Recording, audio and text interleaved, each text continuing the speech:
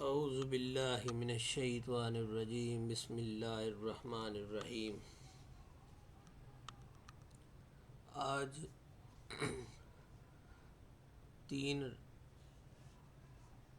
رمضان المبارک خاتون جنت پاک بی بی فاطمہ سیدہ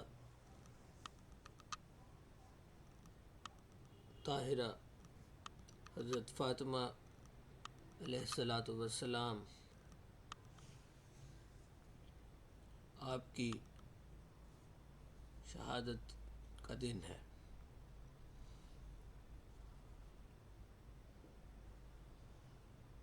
آپ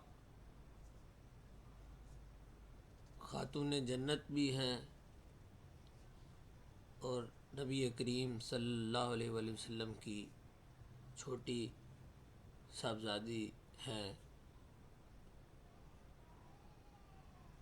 جب حضور نبی کریم صلی اللہ علیہ وآلہ وسلم کی عمر 41 سال کی ہوئی تو آپ مکہ المکرمہ میں آپ کی ولادت بسعادت ہوئی۔ اگر میں سیدہ خاتون جنت علیہ السلام آپ کی شان اقدس، آپ کی بارگاہ میں ہدیۃً تحفۃً ساری زندگی بھی لگا رہوں، آپ کی زندگی کا جائزہ لے کر آپ دوستوں تک پہنچاؤں تو تب بھی میری زندگی کا، ساری زندگی کا ایک ذرہ بھی مکمل نہ ہو، لیکن آپ سیدہ کی جو صفات کاملہ ہیں وہ ہم سے مکمل نہ ہو سکے۔ سیدہ فاطمہ سلام اللہ علیہ حضور نبی کریم صلی اللہ علیہ وسلم کی سب سے چھوٹی صاحبزادی ہیں، جو بعثت نبوی صلی اللہ علیہ وسلم کے وقت جب حضور نبی کریم صلی اللہ علیہ وآلہ وسلم کی عمر 41 سال تھی تو آپ مکہ مکرمہ میں آپ کے گھر پیدا ہوئیں۔ سیدہ خاتون جنت کے القاب میں چند مشہور القاب: زہرا، بطول، زکیہ، رافعہ، طاہرہ، سیدۃ النساء، اہل الجنہ خاص طور پر قابل ذکر ہے۔ ان کی پرورش اور تربیت سیدہ خدیجہ رضی اللہ تعالیٰ عنہ اور آن حضرت صلی اللہ علیہ وسلم نے فرمائی اور انہی کی نگرانی میں سن شعور کو پہنچی۔ مسلم شریف میں لکھا ہے کہ سیدہ فاطمہ علیہ السلام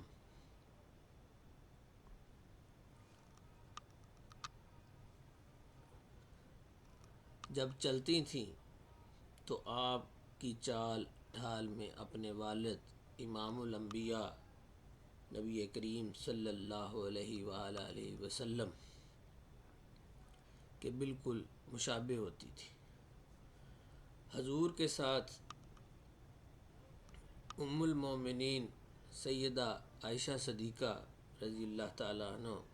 فرماتی ہیں کہ میں نے قیام و قعود و نشست و برخاست،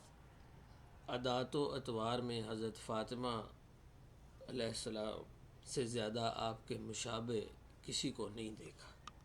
یعنی کہ حضور نبی کریم صلی اللہ علیہ وسلم کے ساتھ آپ کی اتنی مشابہت تھی کہ حضرت عائشہ صدیقہ رضی اللہ تعالیٰ عنہ آپ اس بات کی تصدیق فرماتی ہیں کہ میں نے قیام و قعود، نشست، بیٹھنا و برخاست، اٹھنا، عادات و اطوار میں حضرت فاطمہ علیہ السلام خاتون جنت کو آپ نبی کریم صلی اللہ علیہ وسلم سے سب سے زیادہ مشابہت میں دیکھا، اور یہ سند ہمارے لیے ایک مکمل سند رکھتی ہے۔ حضرت عبداللہ بن مسعود یہ بھی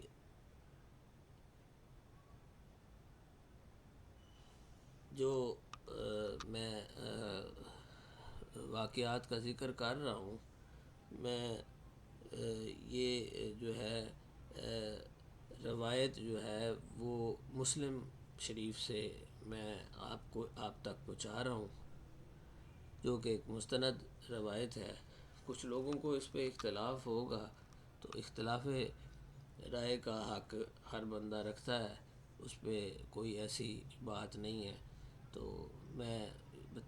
اس لیے بتاتا چلوں کہ میں مسلم شریف کے مطابق جو ہے وہ اور جو مجھے ناچیز کا تھوڑا سا مطلب نالج اس بارے میں ہے، میں اس کو اپنی کم ظرف عقل کے مطابق فراست میں لاتے ہوئے بات کرتا ہوں۔ حضرت عبداللہ بن مسعود فرماتے ہیں کہ اسلام کے ابتدائی ایام میں حضور کعبۃ اللہ میں نماز پڑھ رہے تھے، قریش کے چند شریروں نے شرارت کرتے اونٹ کی اوجڑی لا کر خیر الانام صلی اللہ علیہ وسلم کے اوپر رکھ دی۔ حضور نبی کریم صلی اللہ علیہ وسلم حالت سجدہ میں تھے۔ قریش اس حرکت پر مسرور ہوئے۔ سیدہ فاطمہ علیہ السلام کا بچپن تھا، کسی نے جا کر بتلایا تو دوڑتی ہوئی تشریف لائیں اور اس بوجھ کو اتارا اور کفار سے ناراضگی کا اظہار فرمایا۔ آپ کی اپنے والد ماجد کریم حضور نبی کریم سے محبت کا، شفقت کا، پیار کا یہ عالم تھا کہ بچپن میں تھیں تو جب جا کر بتایا تو آپ دوڑتی ہوئی تشریف لائیں اور اس ناپاک چیز کو اتارا اور کفار سے ناراضگی کا اظہار فرمایا۔ حضرت علامہ جلال الدین سیوطی نے حضرت عبداللہ بن عباس رضی اللہ تعالیٰ عنہ سے روایت نقل کی ہے کہ حضور نبی کریم صلی اللہ علیہ وسلم کی بعثت کے ابتدائی زمانے میں ایک دن ابو جہل نے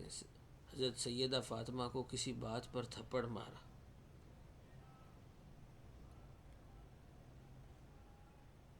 یہاں پہ کچھ خاموشی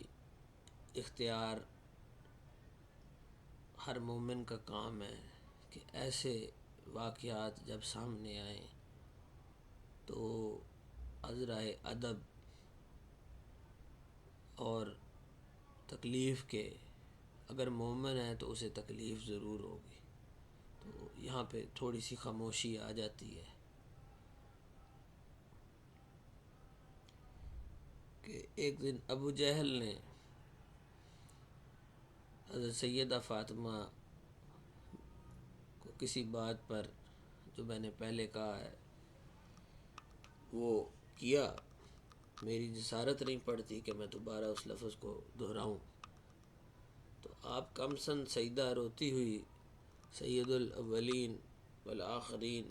حضور نبی کریم صلی اللہ علیہ وآلہ وسلم کے پاس حاضر ہوئیں۔ آپ صلی اللہ علیہ وسلم نے ان سے فرمایا، بیٹی جاؤ اور ابو سفیان رضی اللہ تعالیٰ کو ابو جہل کی اس حرکت سے آگاہ کرو۔ اور وہ حضرت ابو سفیان رضی اللہ تعالیٰ عنہ کے پاس گئیں اور انہیں سارا واقعہ سنایا۔ حضرت ابو سفیان رضی اللہ تعالیٰ عنہ نے حضرت سیدہ فاطمہ الزہرا علیہ السلام کی انگلی مبارک پکڑی اور سیدھے ابو جہل کے پاس گئے اور سیدہ فاطمہ سے کہا کہ جس طرح اس نے تھپڑ مارا ہے تم بھی اسے تھپڑ مارو، اگر یہ کچھ بولے گا تو میں نمٹ لوں گا۔ چنانچہ سیدہ نے ابو جہل کو تھپڑ مارا اور گھر جا کر حضور کو سارا واقعہ سنایا تو حضرت ابو سفیان رضی اللہ تعالیٰ عنہ کے لیے خصوصی دعا فرمائی کہ اے اللہ ابو سفیان کے اس سلوک کو نہ بھول۔ سبحان اللہ، کہ کسی کے حصے میں بدبختی آئی تو کسی کے حصے میں خوش بختی۔ یہ مقدروں کی بات ہے، یہ رحمتوں کی بات ہے کہ کسی پر رحمت ہوتی ہے تو کسی پر عذاب الہی نازل ہوتا ہے۔ اللہ تعالیٰ ہمیں اس بدبختی کے عالم سے دور رکھے اور ہمیں صحیح حضور کے اور آپ کے اہل بیت کے نقش قدم پر چلنے کی توفیق عطا فرمائے۔ کہ حضرت ابو سفیان رضی اللہ تعالیٰ عنہ کو یہ مقام ملا کہ آپ نے فوری طور پر حضرت سیدہ فاطمہ زہرا علیہ السلام کا بدلہ ابو جہل کے منہ پر سیدہ نے جب ابو جہل کو تھپڑ مارا تو بدلہ پورا کیا۔ تو حضور نے آپ کے لیے خصوصی دعا فرمائی کہ اے اللہ، اب حضور جس کے لیے دعا فرما رہے ہیں تو آپ خود دیکھیں کہ ان کے مقام کا کیا عالم ہوگا، اور حضرت ابو سفیان کے اس مقام کا کیا عالم ہوگا کہ ان کو اللہ تعالیٰ نے چوز کیا حضرت سیدہ فاطمہ زہرا علیہ السلام کی عزت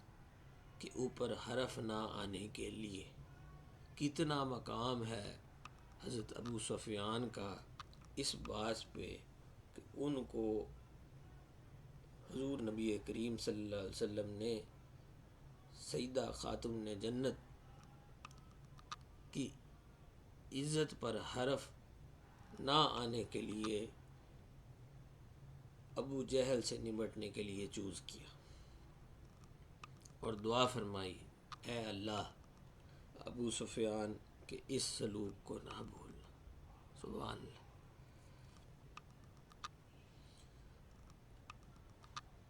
رجب 2 رجب ہجری میں سیدہ فاطمہ علیہ السلام کا نکاح سیدنا علی المرتضیٰ علیہ السلام سے ہوا اور نکاح کا مہر 4 مشکال مقرر کیا گیا۔ آج چونکہ میں یہ بتاتا چلوں کہ آج آپ کی شہادت کا دن ہے، لیکن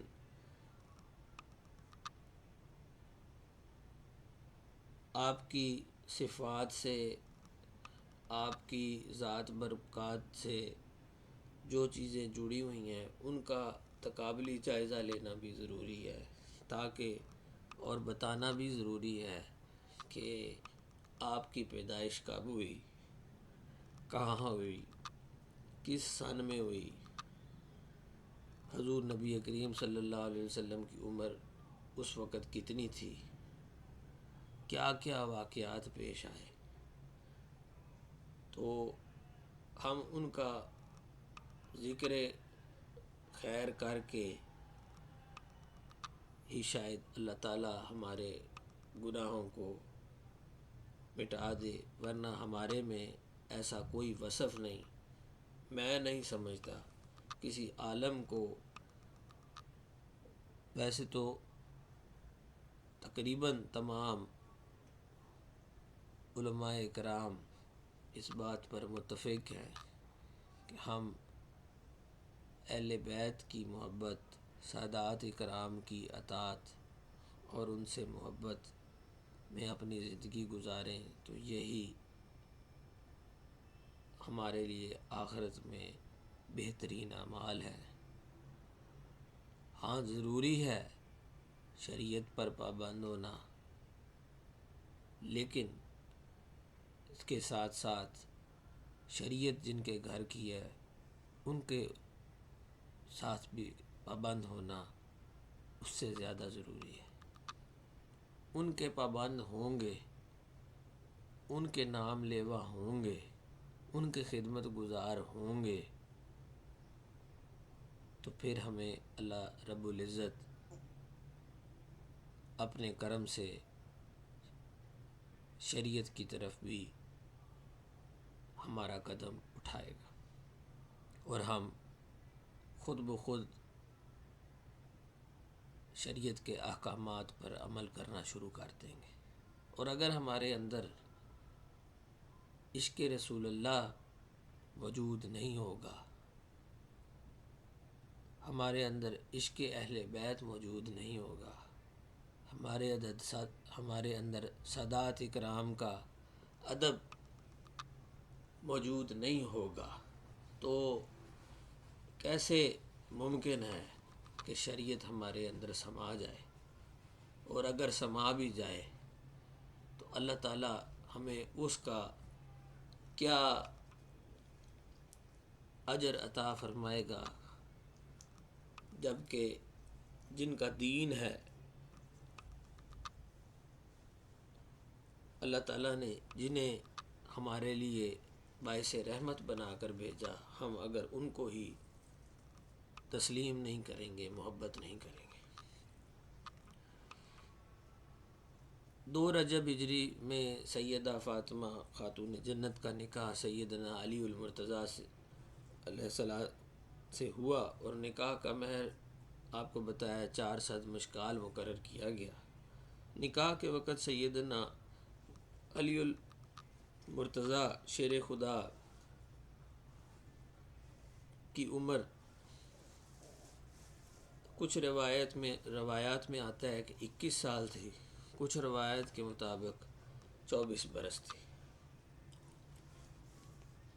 اور سیدہ فاطمہ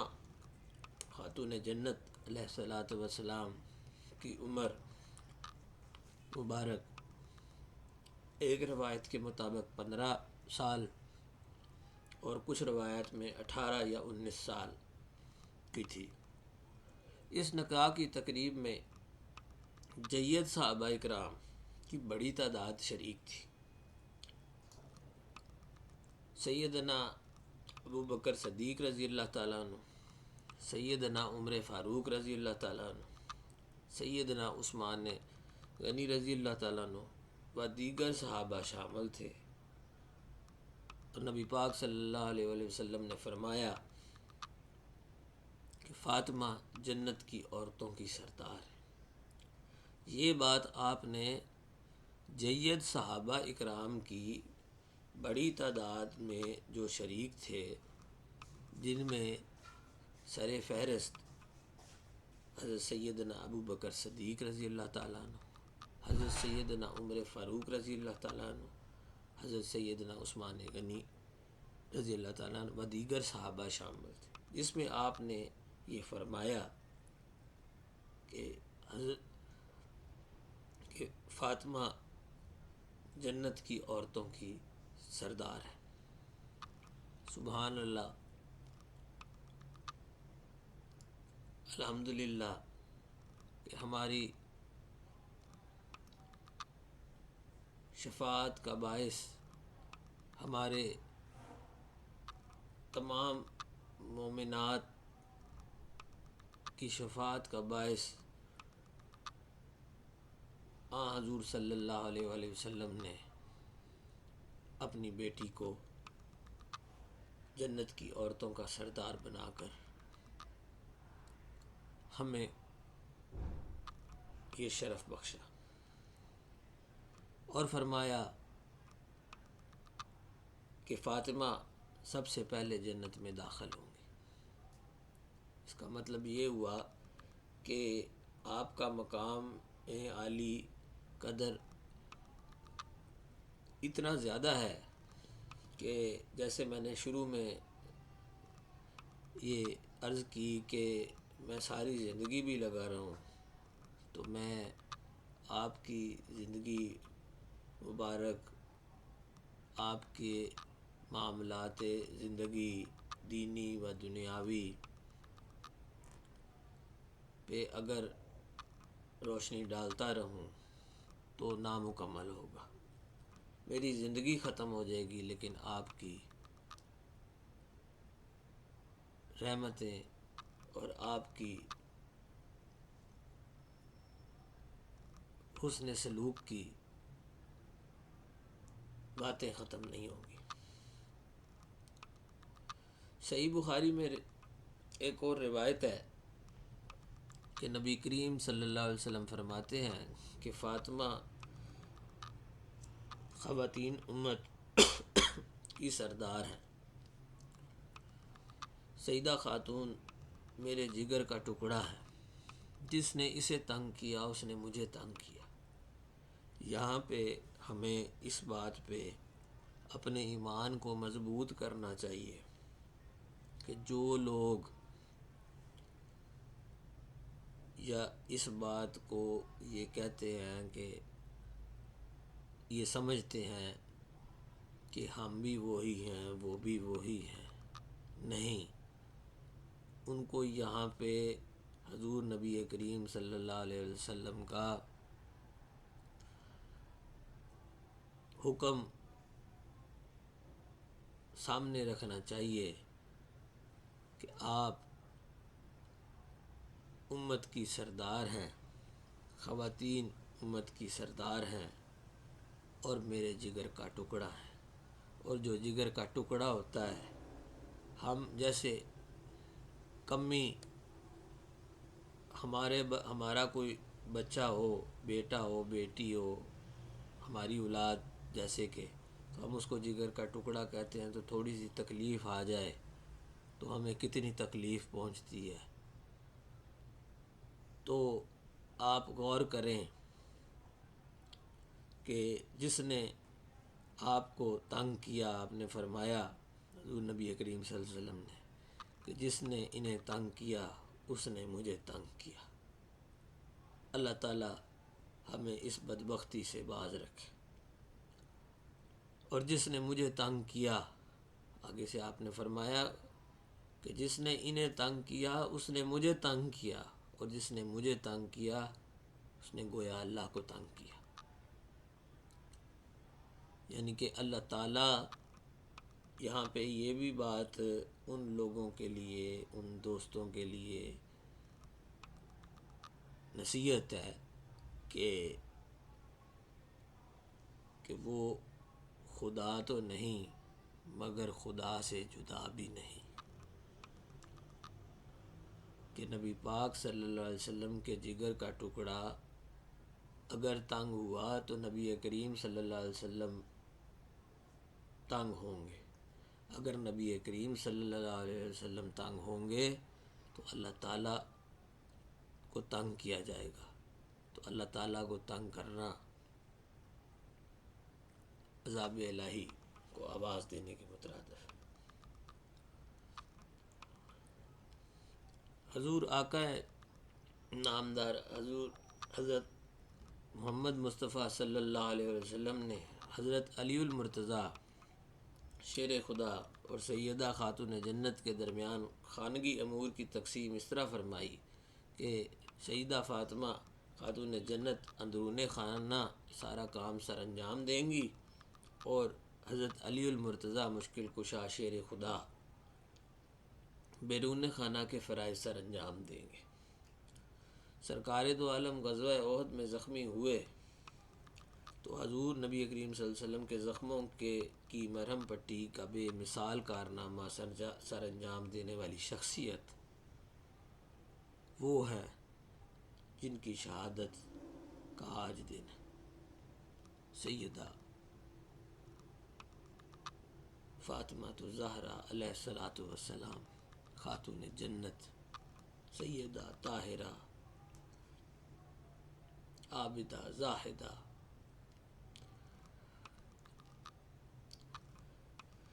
جب آپ غزوہ احد میں زخمی ہوئے تو حضور کے زخموں کی مرہم پٹی کرنے والی شخصیت آپ کی بیٹی سیدہ فاطمہ علیہ السلام نے اٹھائی اور کی۔ اور بخاری شریف میں ہے کہ سیدہ فاطمہ علیہ السلام غزوہ احد میں حضور کے زخموں کو دھو رہی تھیں اور سیدنا علی المرتضیٰ مشکل کشا پانی ڈال رہے تھے۔ جب دیکھا کہ پانی ڈالنے کی وجہ سے خون بہہ رہا ہے تو ایک چٹائی جلا کر اس کی راکھ زخموں پر لگائی، جس سے خون بند ہو گیا۔ یہ بخاری شریف کی دوسری جلد میں لکھا ہوا ہے کہ چونکہ کافی سارا خون مبارک آپ کا بہہ رہا تھا تو حضور سیدنا علی المرتضیٰ مشکل کشا سے دیکھا نہ گیا، تو انہوں نے وہاں پر ایک چٹائی جلا کر اس کی راکھ جو ہے، وہ جو راکھ چٹائی کو جلایا جائے تو راکھ بن جاتی ہے نا جی، تو اس راکھ کو زخموں پر لگایا آپ کے، جس سے خون مبارک آنا بند ہو گیا۔ حضور نبی کریم صلی اللہ علیہ وآلہ وسلم حضرت سیدہ فاطمہ خاتون جنت علیہ الصلوۃ والسلام سے بہت محبت فرماتے تھے۔ جب ملنے کی غرض سے تشریف لاتی ہیں آپ تو حضور نبی کریم صلی اللہ علیہ وسلم ان کے استقبال کے لیے کھڑے ہو جاتے۔ باپ ہوتے ہوئے بھی بیٹی کی آمد پر کھڑے ہو جانا، تو آپ کھڑے ہوئے تو فرشتے کھڑے ہو گئے۔ سیدہ فاطمہ تو زہرا علیہ الصلوۃ والسلام کا یہ مقام ہے۔ ماتھے پر بوسہ دیتے اور اپنے ساتھ بٹھا لیتے۔ جب حضور نبی کریم صلی اللہ علیہ وسلم ان کے ہاں تشریف لے جاتے، جب آپ آتی تو آپ اٹھ کے استقبال کرتے، ماتھے پر بوسہ دیتے اور اپنے ساتھ بٹھا لیتے، اور جب آپ حضور ان کے ہاں تشریف لے جاتے تو سیدہ فاطمہ خاتون جنت احتراماً کھڑی ہو جاتی، اپنے باپ کے احترام میں کھڑی ہو جاتی، رسول اللہ صلی اللہ علیہ وآلہ وسلم کے احترام میں کھڑی ہو جاتی، آپ کے دستے مبارک کو بوسہ دیتی اور اپنی نشست اپنی جگہ پر بٹھا لیتی تھی۔ سیدہ فاطمہ علیہ الصلوۃ والسلام کی عمر 29 سال تھی جب حضور نبی کریم صلی اللہ علیہ وسلم دنیا سے پردہ فرمایا۔ حضور کو حضرت فاطمہ الزہرا علیہ الصلوۃ والسلام سے بہت محبت تھی،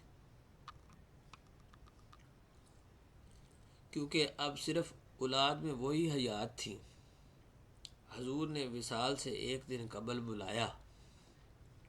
اور جب تشریف لائیں تو آپ صلی اللہ علیہ وسلم نے ان کے کان میں باتیں کی۔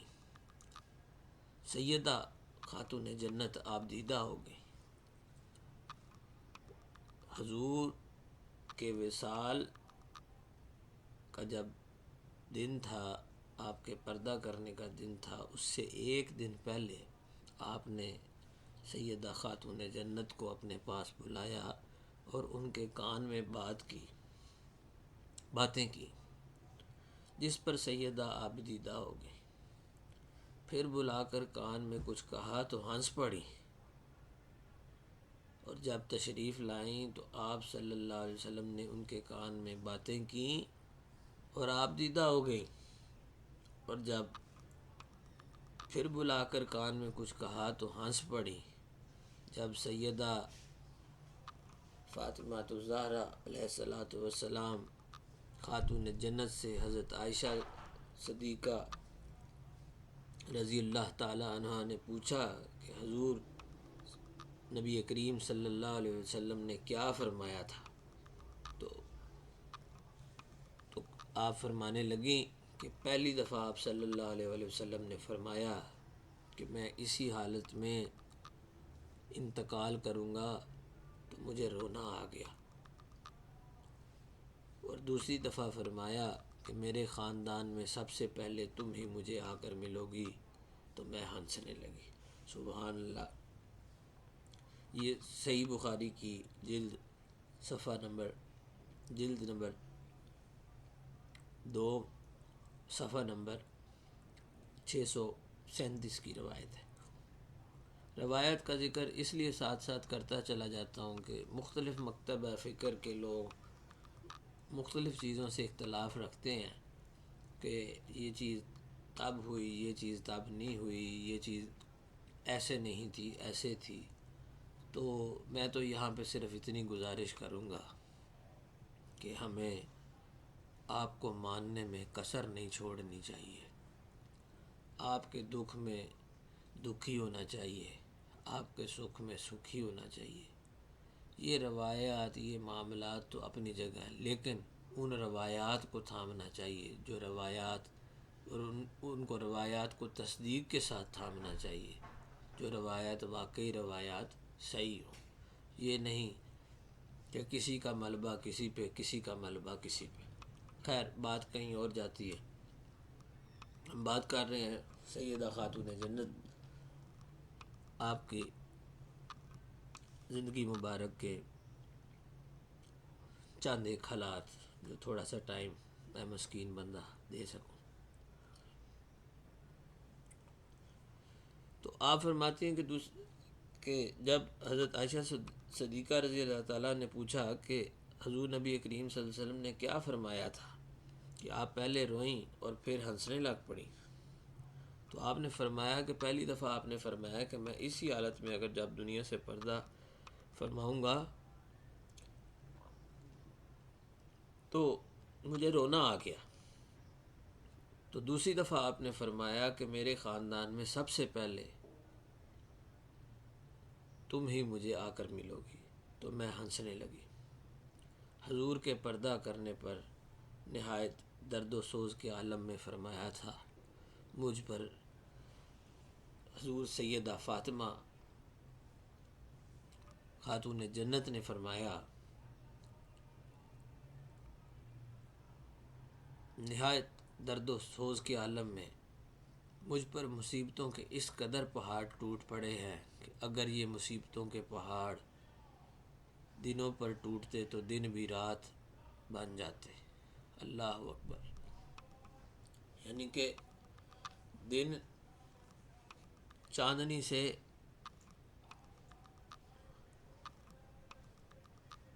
سیاہی تک بات پہنچ جاتی کہ اگر یہ مصیبت کسی اور پر پڑتی۔ یہ آپ کا ہی حوصلہ تھا، یہ آپ کا ہی بڑا پن تھا، یہ آپ کا ہی مقام تھا، یہ آپ کا ہی ظرف تھا کہ جو آپ کے اوپر اس قدر مصیبتوں کے پہاڑ ٹوٹے اور آپ نے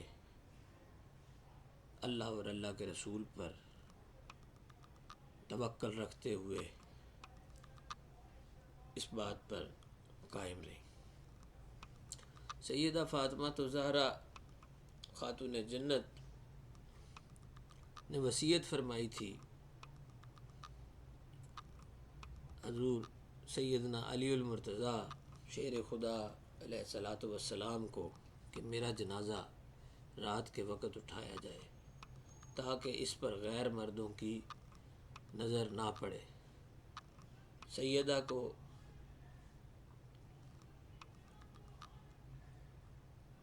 غسل حضرت ابو بکر صدیق کی زوجہ محترمہ حضرت اسمہ بنت امیس رضی اللہ تعالیٰ عنہ نے دیا۔ معاونت میں حضرت ابو رافع جو حضور کے غلام تھے، ان کی بیوی سلمہ ایمن شامل تھی۔ اس سارے انتظام کی نگرانی حضرت سیدنا علی المرتضیٰ شیر خدا حیدر کرار فرما رہے تھے۔ سیدہ فاطمہ زہرا سے خالق کائنات نے حضرت علی المرتضیٰ کو 5 اولادیں عطا فرمائیں، 3 لڑکے اور 2 لڑکیاں۔ ان کے اسماء گرامی یہ ہیں: حضرت حسن، حضرت امام حسن رضی اللہ تعالیٰ عنہ، حضرت امام حسن علیہ الصلوۃ والسلام، حضرت امام حسین علیہ الصلوۃ والسلام، حضرت زینب، پاک بی بی زینب علیہ الصلوۃ والسلام، حضرت ام کلثوم علیہ الصلوۃ والسلام، حضرت محسن علیہ الصلوۃ والسلام۔ اللہ مسلمانوں کو اور تمام مومنات کو بالخصوص خاتون جنت سیدہ فاطمہ الزہرا علیہ الصلوۃ والسلام کے نقش قدم پر چلنے کی توفیق عطا فرمائے، اور ہمیں آخرت میں ان کی شفاعت سے بہرہ مند فرمائے۔ یہ حضور کا ہی مقام تھا کہ یہ میں نے تھوڑا سا ایک